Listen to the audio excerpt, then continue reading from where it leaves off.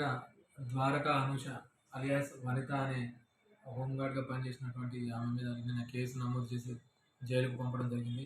ఈ వేములవాడకు చెందిన ద్వారకా శేఖర్ అనే వ్యక్తి ఇచ్చిన ఫిర్యాదు మేరకు ఈ కేసు నమోదు చేయడం జరిగింది. ఈ లేడీ హోంగార్డ్ ఏం చేస్తుందంటే బ్లాక్మెయిల్ చేస్తుంది అన్నట్టు, ఎక్స్టార్షన్ చేస్తుంది.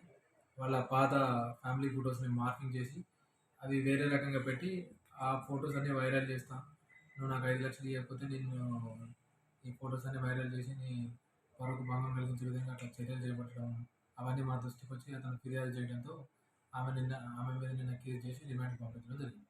గతంలో ఏమైనా కంప్లైంట్స్ ఉన్నాయా గతంలో కూడా ఈమె మీద ఒక వేములవాడకు చెందిన ఒక వ్యక్తి దగ్గర ఇదే విధంగా ఒక 40 lakhs దాకా పైసలు తీసుకొని అవి ఇవ్వకుండా అతన్ని కూడా బెదిరించిన సందర్భంలో అది గతంలో కూడా కేసు నమోదైంది. అప్పుడు కూడా ఈమెని జైలుకు పంపించడం జరిగింది.